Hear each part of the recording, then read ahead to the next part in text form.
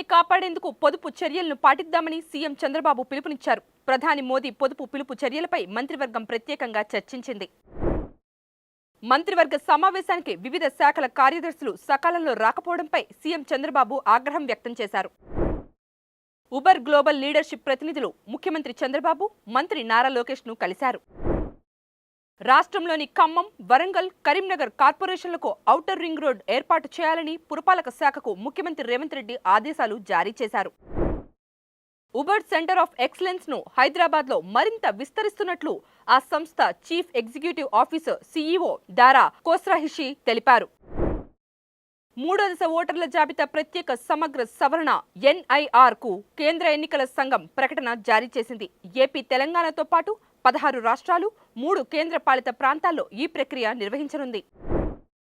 పశ్చిమ బెంగాల్ మాజీ ముఖ్యమంత్రి మమతా బెనర్జీ నల్లకోటు ధరించి కలకత్తా హైకోర్టుకు వచ్చారు. అసెంబ్లీ ఎన్నికల తర్వాత రాష్ట్రంలో చోటు చేసుకున్న హింసాత్మక ఘర్షణలకు సంబంధించిన కేసుపై ఆమె స్వయంగా వాదనలు వినిపించనున్నారు.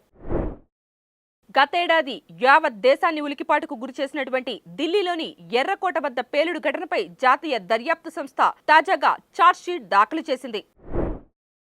అమెరికా అధ్యక్షుడు డొనాల్డ్ ట్రంప్ విదేశీ పర్యటనలకు వెళ్లే ప్రతిసారి అత్యవసర పరిస్థితుల కోసం ఉపాధ్యక్షుడు జేడీ వ్యాన్స్ కు ఒక సీక్రెట్ లెటర్ రాసి ఉంచుతారని వైట్ హౌస్ అధికారి సెబాస్టియన్ గోర్క్ వెల్లడించారు. సూర్య నటించిన వీరభద్రుడు విడుదలకు ముందు ఆర్థిక సమస్యలు తలెత్తడంతో మార్నింగ్ షోలు రద్దయ్యాయి. దీంతో మధ్యాహ్నం షోల కోసం అభిమానులు ఎదురుచూస్తున్నారు.